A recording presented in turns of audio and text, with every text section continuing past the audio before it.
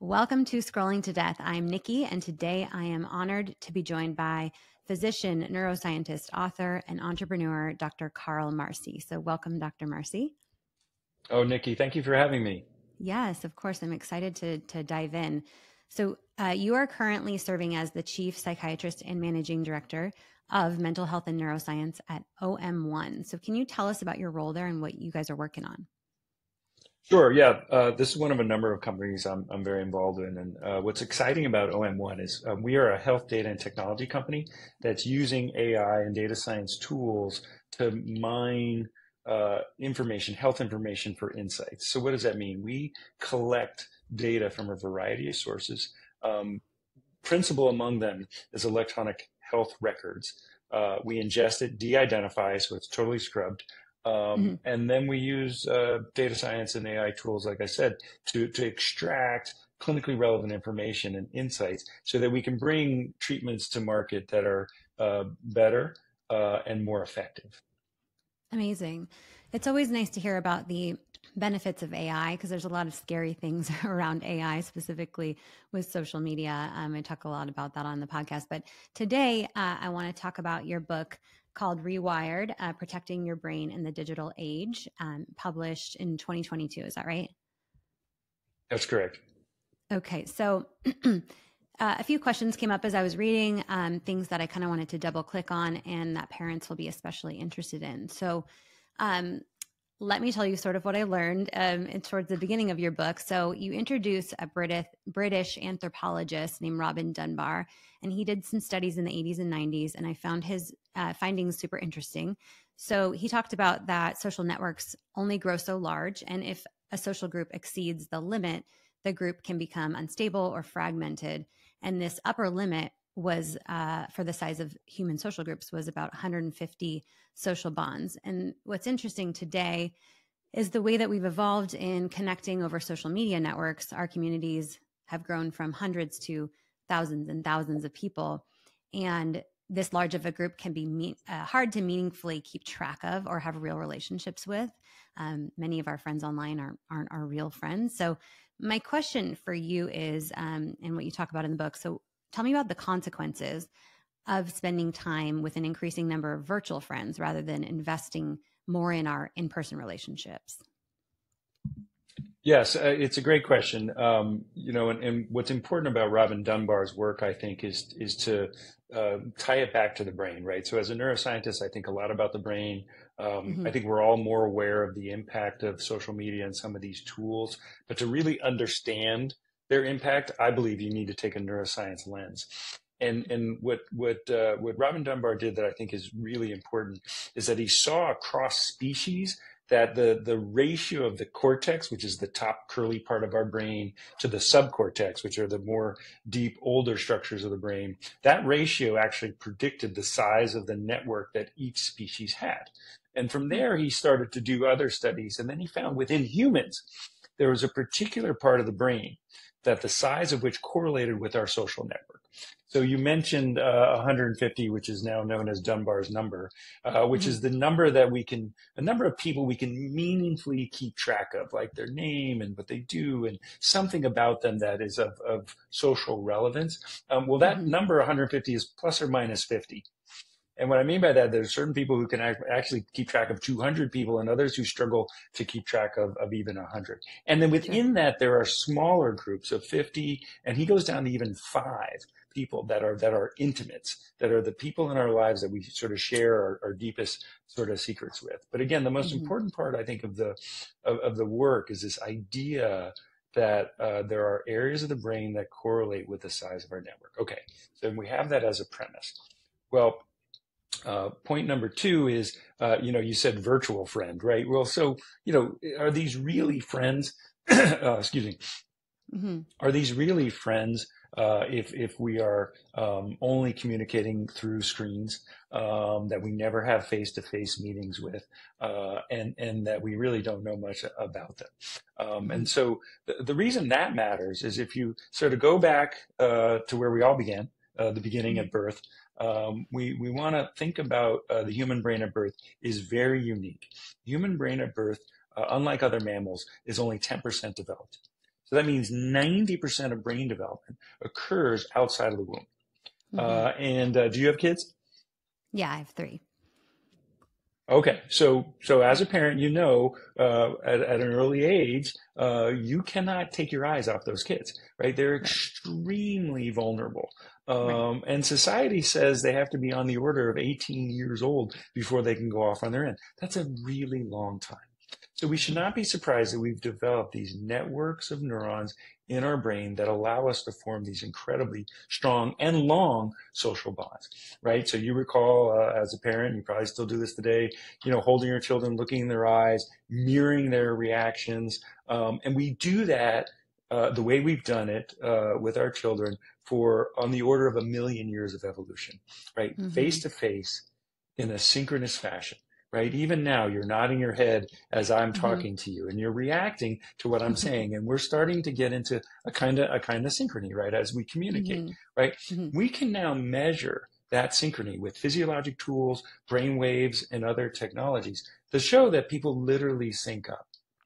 And that synchronization we have with our children and our friends and our loved ones actually helps us calm ourselves down, helps us self-regulate, helps us control our emotions, and for a child, helps them develop a healthy connection between their emotion centers of the brain and their prefrontal cortex, which is where executive function occurs. And I can talk a lot about the prefrontal cortex, but it's really important that your audience understands there's a fundamentally different experience we have face to face in the same room, not even the way we are here virtually, physiologically and neurohormonally, that actually stimulates our brain and our body to really go on and have some really important implications, which I'm happy to discuss.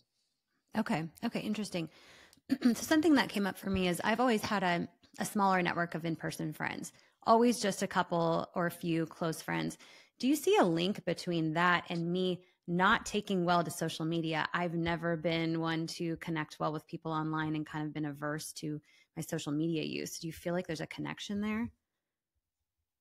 Well, I think you can have conversations about people who are introverted versus extroverted. Sure. How people get energy from things. I think is actually part of the problem because more and more people confuse that sort of short, dopamine hit of a bunch of likes or watching TikTok and getting stimulated. They confuse that with the more complicated interaction of face-to-face intimacy. And you, I'm guessing, were very fortunate to, have loved ones around you as you grew up, and you learned that, you value both on an emotional and an energetic level the connection between individuals and a smaller group of people and going deeper. Some people like to have a slightly larger group and maybe spend different times and communicate in different ways to different people. But at the end of the day, the most important thing is that it's face to face, and we can talk about loneliness and its implications if you like. Yeah, let's talk about, you mentioned the prefrontal cortex, and you reference in the book this area of the brain is the key to our humanity, which I feel like is super powerful. And in that you mentioned that it's the most vulnerable to the impact of our changing media and technology behaviors. I would love to just educate, as briefly as we can, what parents need to know about the area of this brain and its development. Sure. So the prefrontal cortex sits behind our eye sockets and our forehead. It is by far the most highly evolved part of the brain. So it's what separates us from all other mammals. There's evidence that suggests it's also what separated us from Neanderthals, and why, after cohabitating with them for about 10, 20,000 years, we ended up eliminating them from the planet. And it also is that part of the brain, a sub part of the prefrontal cortex, as I was mentioning earlier, is what correlates with our social networks, right? So in the book, I use the metaphor of the prefrontal cortex as the conductor in our brain symphony. And what I mean by that is the conductor, sits in front of the orchestra and brings in different groups of instruments to create harmony in sound. and experience. And in many ways, that's what the prefrontal cortex does. Well, now remember when I said that the human brain is only 10% developed at birth, and it goes on to mature over time? Well, the prefrontal cortex is the last part of the brain to mature. Right. And it takes on the order of 2.5 decades, so mid-20s. Before the prefrontal cortex is fully mature. And can I ask how old your children are? 8, 6, 3. Okay, so you're in the latency stage, which is a lovely stage. They still think you're wonderful and all knowing and it's fun. Preteens are coming, and then the teenage years are going to come, and the teenage years are all about separation. And for a long time, behavioral psychologists and neuroscientists and parents for sure were confused about the teenage years. Like, why are these kids so stormy? Well, we now understand why adolescence is such a stormy period. And the reason is that their emotion centers and the reward centers race ahead of the prefrontal cortex. And that's what allows us to separate. We take risk, we go seeking stimuli, and we go exploring things without the full judgment of our prefrontal cortex saying, hold on, maybe that's not a great idea. The metaphor people use is too much gas, not enough brakes. Right. So if you think of the prefrontal cortex as sort of putting the brakes on the sometimes runaway train of our emotion centers and reward centers, imagine if that doesn't fully develop to maturity. And in some cases, I worry kids grow up fast and then they plateau, and their prefrontal cortex isn't developing enough because they're spending so much time in front of screens. We know that face-to-face interaction, both from parents and friends over time, is what helps the prefrontal cortex mature in a healthy way. And the lack of that is what's putting us at risk for some of these mental health issues. Okay, so the ways and the amount in which children and adolescents are consuming media is affecting the development of their prefrontal cortex negatively. Well, so let's talk about that, right? So again, if the prefrontal cortex is critical to our maturation and to forming a healthy brain, and it requires a lot of face-to-face interaction. And now we introduce screens at an early age, whether it's background television or putting kids in front of iPads and iPhones at an early age. You won't be surprised to hear that tends to correlate with bad outcomes, right? So there are studies that show that for every hour a day, on average, a child consumes media prior to the age of 3, they increase their risk of ADHD at age 7 by 10%. Okay. You may also not be surprised to hear. Do you remember, and you're younger than I am, do you remember Baby Einstein? Have you ever heard of that? Yeah.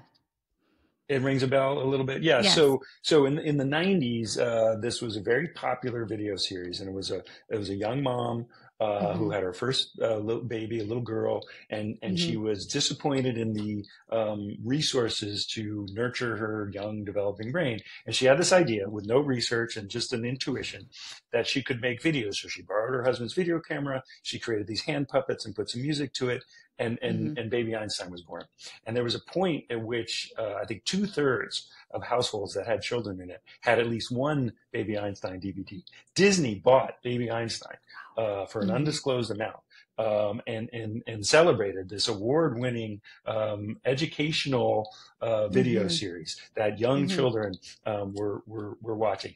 And in fact, there were people who were so proud of their little babies who could sit in front of these videos for hours and seem to be absorbing the information. Well, a few years later, the Journal of the Academy of the Association of Pediatricians comes out and shows that the more children are using Baby Einstein videos, not only are they not getting ahead, they're actually falling behind. Wow. And the reason they're falling behind in both vocabulary and other cognitive functions is because they're not getting that face-to-face interaction, number one. But number two, they're suffering, and I talk about this in the book. It's a complex thing. It's called the video transfer deficit. And what that means is that a young, immature brain can't take information from a 2-dimensional screen and put it into that 3-dimensional world. You have to be 4 or 5 years old before you can do that. So you're actually displacing these young children from what they really need, which is face-to-face interaction, or even just playing by themselves and self-regulating rather than being mesmerized by the screen. So those are just sort of two examples of the impact of media at an early age on children. Right. And parents these days are handing their young children tablets and claiming that they're, it's for education. There's educational apps available. I wonder what you would advise, like advise the general public or advise a family member who's raising a child and is like, I want to give a tablet to this kid to play some educational games. Is there an age that you recommend we wait until? Should we delay as long as possible? What would you advise parents? Yeah, it's a great question and a common one. And I think it really kind of depends on a number of factors. But let's start with your example, which is, Dr. Marci, what about an iPad for my 6-year-old to help them educationally? Well, there's kind of two issues with that. The first one is, iPads have other apps. And 6-year-olds are very bright. I did this experiment at home with my then 3-year-old who took my iPad. I downloaded YouTube Red. I paid extra for no commercials. And within 15 minutes, he was on regular YouTube and he was doom scrolling, right? And I'm like, whoa, what happened? So these kids are very bright. And as an aside, I like to tell the story of how like many parents, when my 6-month-old daughter started to interact with an iPad, I was like, oh my God, she's so smart. And I now realize, no, my 6-month-old daughter isn't smart for using an iPad. Steve Jobs is smart for creating a technology that a 6-month-old can use, right? And even he didn't allow his children to interact with it. So point number one is these technologies just have too many other capabilities. So there are now built for purpose tablets that are limited and only do have certain functionality. I think that's a step in the right direction. But number two, the studies clearly show that children are much better off reading books and interacting with paper books. Why? Well, there's a couple of reasons. One, learning to read is a skill that humans only developed about 5,000 years ago. Which means we are not endowed with networks of neurons that automatically allow us to take letters from a page and make meaning out of them. It's something that requires considered practice. And I write about this in the book. And what we found is that a third consequence of too much technology at an early age is that children aren't exposed to books and they get behind in reading skills. And even if it's a reading app, and that's what people say, well, why can't they take a reading app? Well, you don't have what's called the haptics, which is the turning of the page, the progression, the richness of the contrast of a printed letter on a white background versus a digital one, and all the distractions that come with these technologies.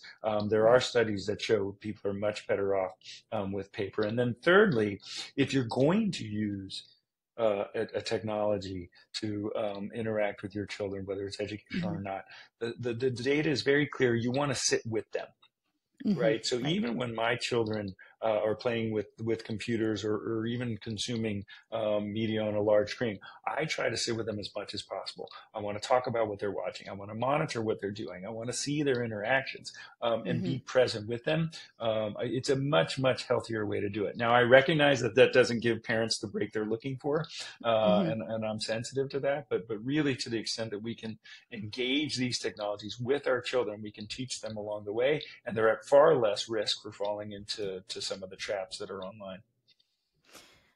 Okay, so one thing you said there is having to monitor what your kids are doing on their tablets doesn't give parents the break they're looking for.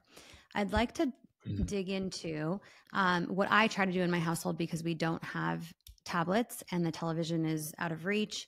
So they don't have an option for a screen. So when they're finished with their homework and I need to prep dinner, they have to figure out what they're going to do. And they got to leave me alone for a little bit.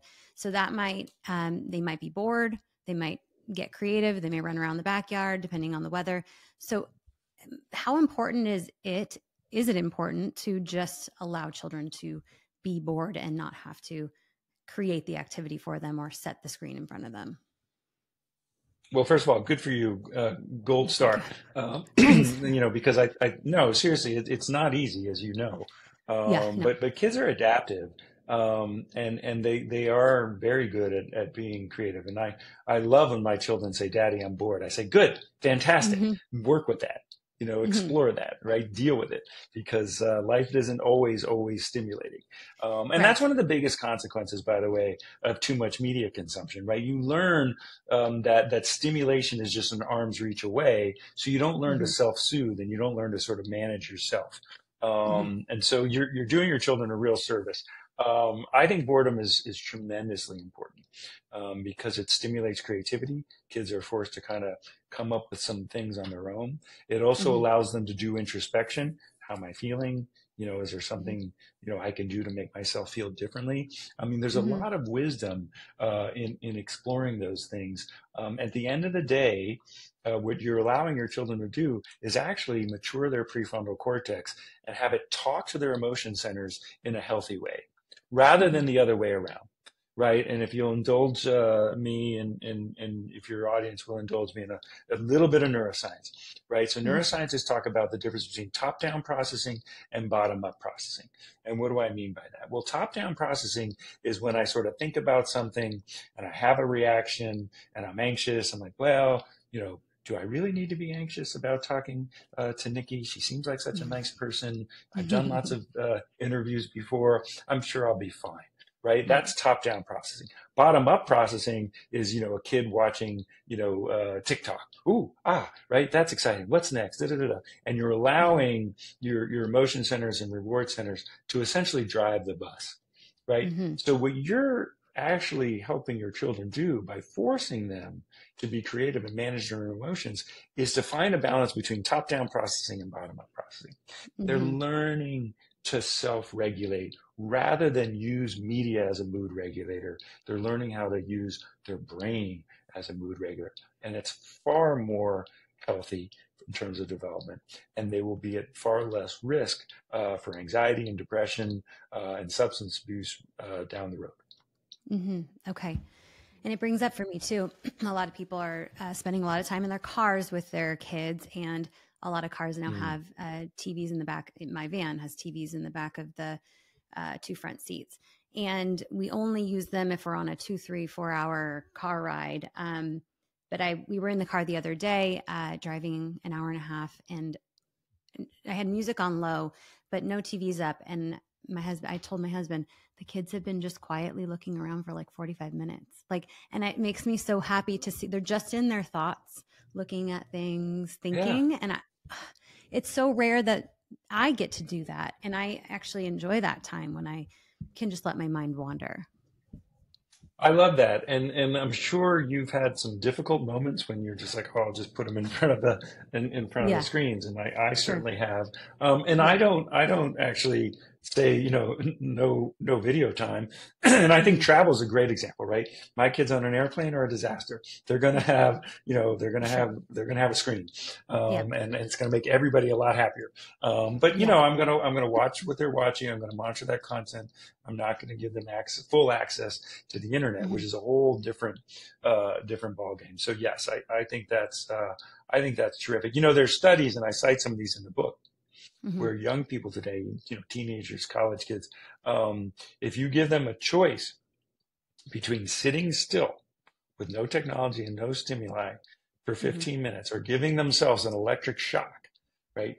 Something on the order of 50% of them are going to give themselves a shock. They cannot sit Hmm. still. And Right. I think that's to your point, kind of sad.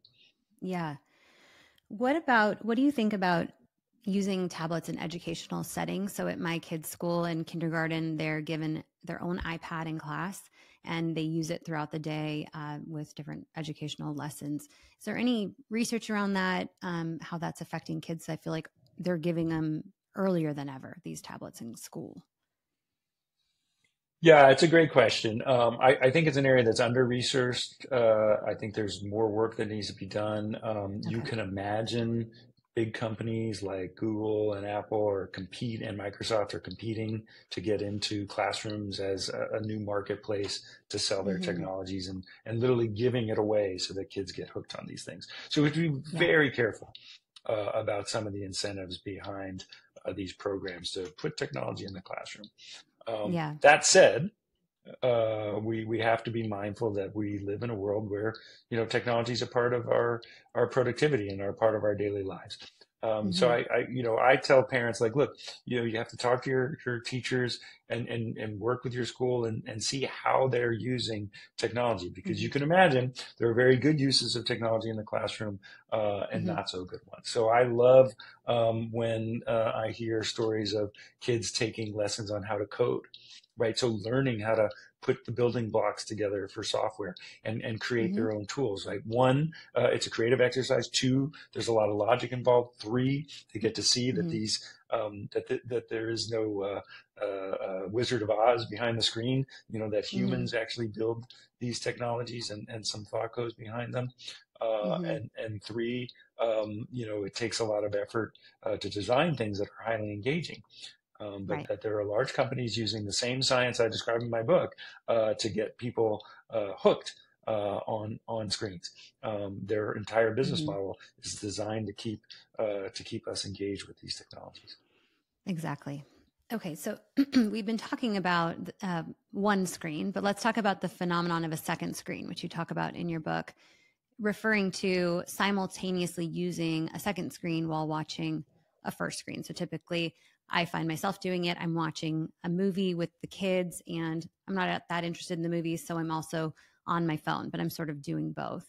And I feel almost uncomfortable if I don't have my phone in the TV room and it's in the other room. I feel like I would almost be more comfortable with my phone with me. So what's happened to our brain and behaviors to cause us to not feel stimulated enough with just one screen? Yeah, it's a great question. First of all, it starts with a habit, right? We've gotten used to having, the supercomputer in our pocket, just an arm's reach away.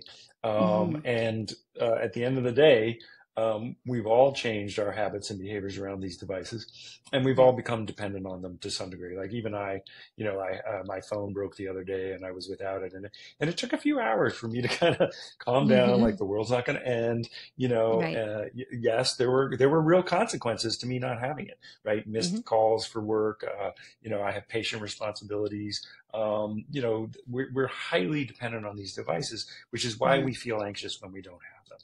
That said, right, studies show, and I talk about some of these in the book, and one of my favorites is where you take undergraduates and you give them a math test, and you have three conditions, right? First condition, leave the phone outside the room. Second condition, phone underneath the chair. Third condition, phone on the table upside down. Now, in all three conditions, the phone is off, right? And they take the same test, and you randomize people to these three conditions, and the results are a step function. Right? So the further away the phone is from your mind and your mind's eye, the more you're able to concentrate and the better you do on that test. Okay, good. Right? And this is just an example of what we know from the multitasking literature.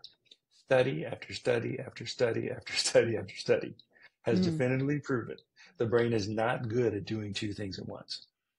And what we know is that when we try to do two things at once, two things happen. Processing speed goes down and error rate goes up, right? Sure. We process things slower and we make more mistakes. But yet we all do it, right? Why?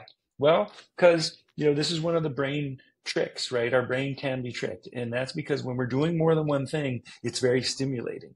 And the brain likes to be stimulated. So we kid ourselves and say, oh, I must be more productive because I'm doing two things at once, even though you really are not.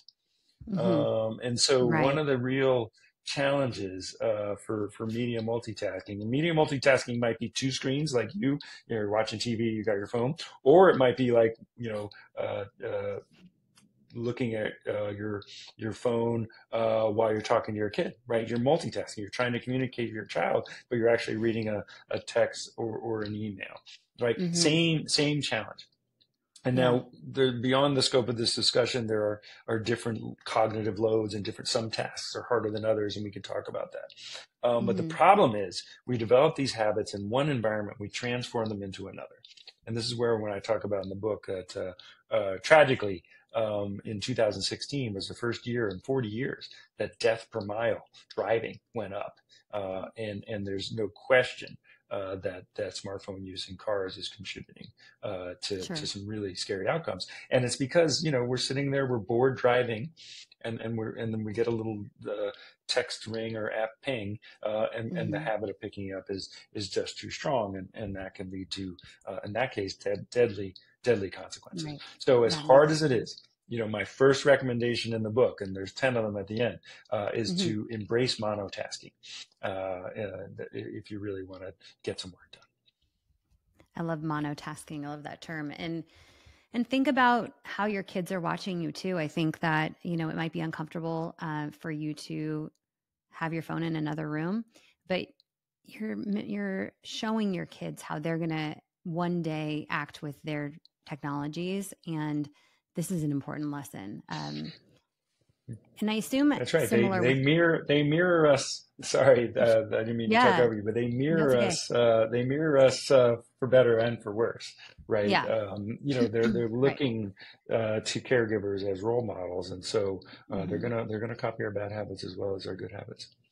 Right. And similar discussion with background screens. So I know a lot of families that have news on in the background at all times, or sports on in the background on the television at all times. So what should parents know about the what could happen with when you have those background screens on all the time? Should we be avoiding this?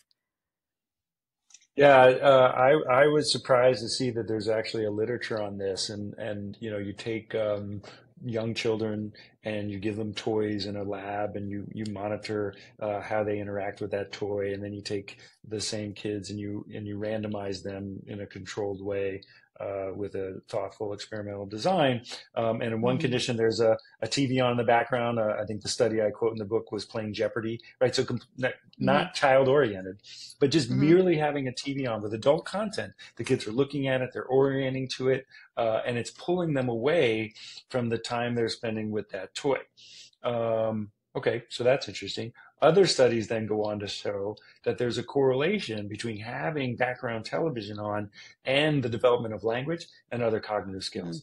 And it's thought to be that, again, just like that little experiment I described shows, that kids are subtly distracted in the same way adults are, enough that they aren't self-regulating, they aren't learning how to learn in the way we have, again, for hundreds of thousands of years. We did that without all this technology.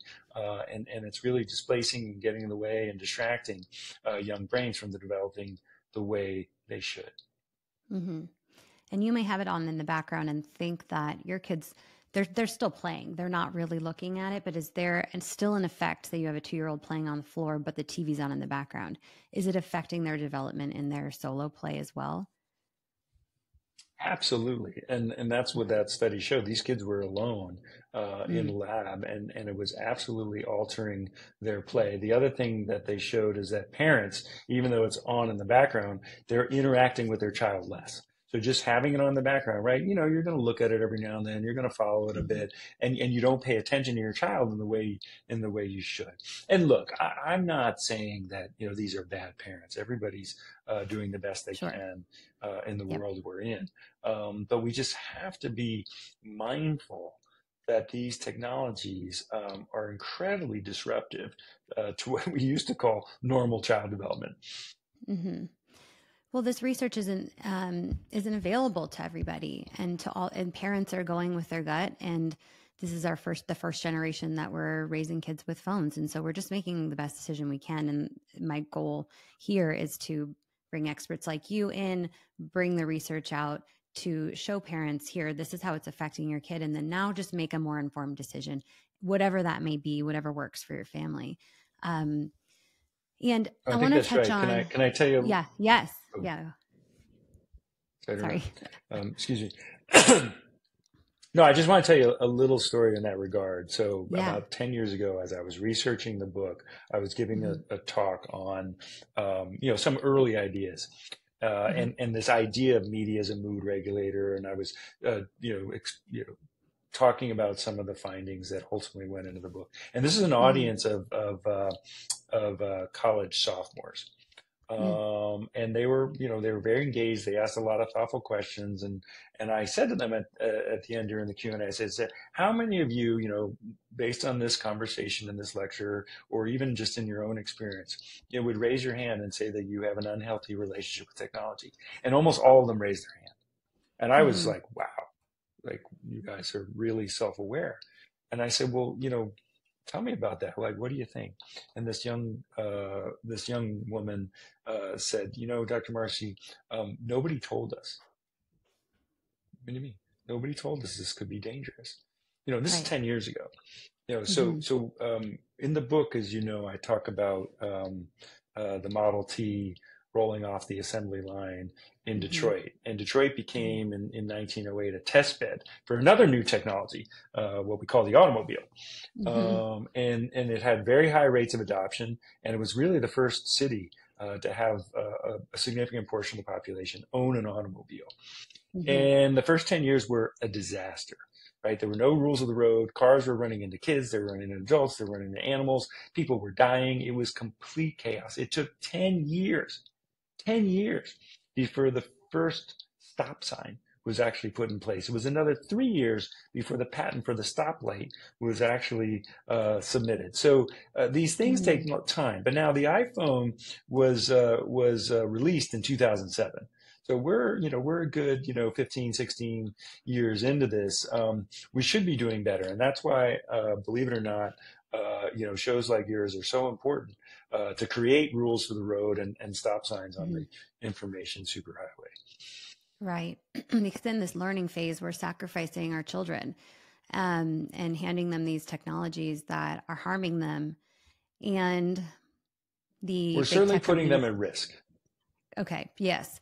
And the big tech companies are protected by this decades old law, Section 230.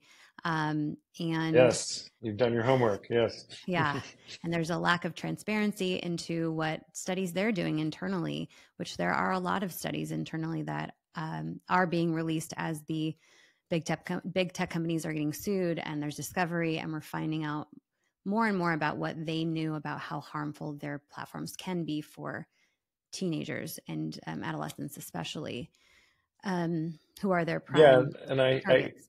I agree, and I think it's a crude analogy, and it's not necessarily a one-to-one, but it does Hmm. begin to remind us a little bit, if you've studied the history of smoking, Hmm. and Hmm. how the tobacco companies, sat on and buried, information about how these things cause cancer. I Right. mean, look, there's a lot of benefits to capitalism, and I'm not going to get on a soapbox about that, but Hmm. Hmm. the incentives of money and profit are very, very powerful and Hmm. often outweigh other health considerations. And that's how we end Hmm. up in a situation like this. Yeah, it's so incredibly disappointing because our children are the one getting harmed for the profit of these companies, and these executives have children as well. So it's hard for me to understand. Um, and I speak to and interview a lot of parents whose kids have specifically been affected and harmed by their social media use, died by suicide after being going through social media addictions, or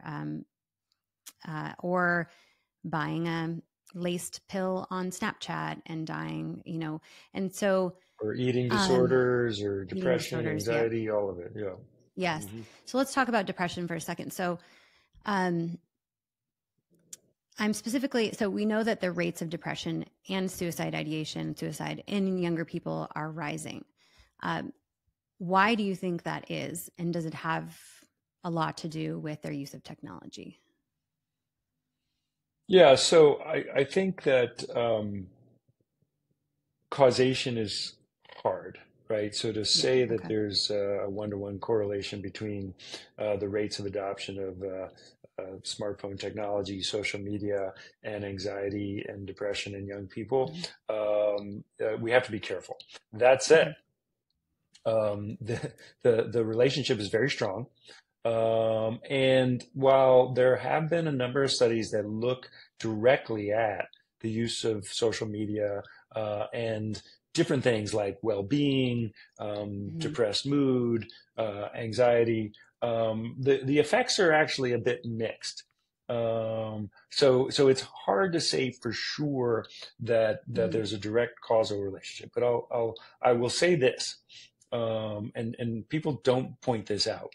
But when you look at the social media and mental health literature, there's definitely a fair amount of studies suggesting a negative relationship, and I talk about those in the book.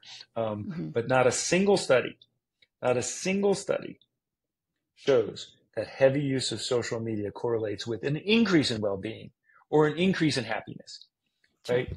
In fact, most of the conversation is how much of a role does it play in depression and decreasing well-being? Well, then why the heck are we spending so much time doing this, right? Okay, well, guess what?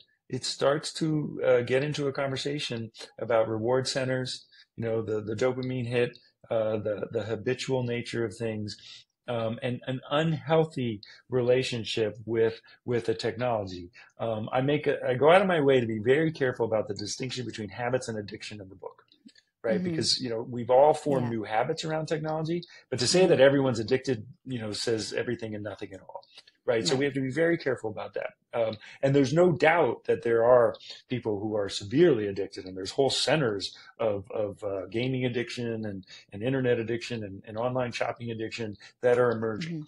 But there's this gray space in between, right, where people have a habit that's bordering on unhealthy, or spending too much time using media as a mood regulator, pretending they have friends, ruminating too much, getting into content that is starting to influence them in a negative way, that we all have to be mindful about. And I think that there's no question that less is more, and that people have to be very careful. I will, if you'll indulge me, give you one story about a direct causation between social media and the brain. You want to hear about it? Yes, definitely. So maybe this will be a nice way to end, because it's powerful, although it's not inspiring. So in the middle of the pandemic, a Wall Street Journal reporter reached out and wanted to interview me. And in the preparation for that interview, she mentioned wanting to talk about TikTok ticks. I said, "What's a TikTok tick? Never heard of it." And she said, "Oh, it's this phenomenon that's occurring." So I said, "Oh, I got to look this up. This sounds interesting." So I started to research it in preparation for this interview, and I was amazed at what I found. And so if you think about Tourette's or tic disorder, which has been well documented in the medical literature for over 100 years, classically it's young children, 3 to 5 years old, males more than females. And each tick is unique. It's unique to that child. Well, during the pandemic, there started to be reports of a tick disorder in older children, teenagers, females, not males, and they had similar ticks. And they started to wonder what's going on here. Yeah. Well, guess what? Those ticks actually mirrored some of the more popular TikTok videos, that they were actually internalizing them. And if you want to surprise yourself, your listeners want to surprise yourself, just put TikTok tick in the search engine of YouTube and see what you see. It's absolutely extraordinary. So what I found, as sad as this story is, very gratifying, is that this is the smoking gun. Right, there is a direct relationship, right, between the use of a type of social media platform and rewiring the brain to a point where some of these kids couldn't get their hair cut because their heads were so taken over by these ticks, and they have to do a deprivation. You have to get off the platform for a series of weeks and months in order for this to go away, and it's incredibly powerful, and it needs to be a cautionary tale, I think, of where all this can go. And do you feel like we're getting more and more research and more studies around this, if there is more connections between social media use and mental health for younger people?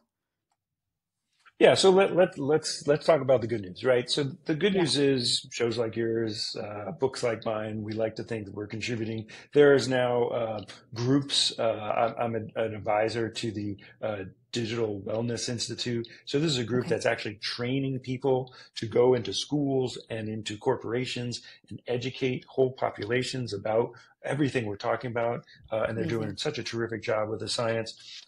As you mentioned, there are child advocacy groups lobbying Congress and fighting against these big corporations to get them to take responsibility for some of the damage Mm-hmm. that's been caused. And there's really a growing awareness. Yeah. Another area that I think is very exciting Mm-hmm. that I think everyone should be aware about. You're familiar with meditation, right, and mindfulness. Mm-hmm. And uh, I talk about this in the book, and the literature on this just gets bigger and bigger and bigger. And what's clear and interesting about meditation, if you think about it, it's kind of going back to where we started with your children and, having to entertain themselves, right? That's a Mm-hmm. kind of form of being with oneself, Yeah. introspection.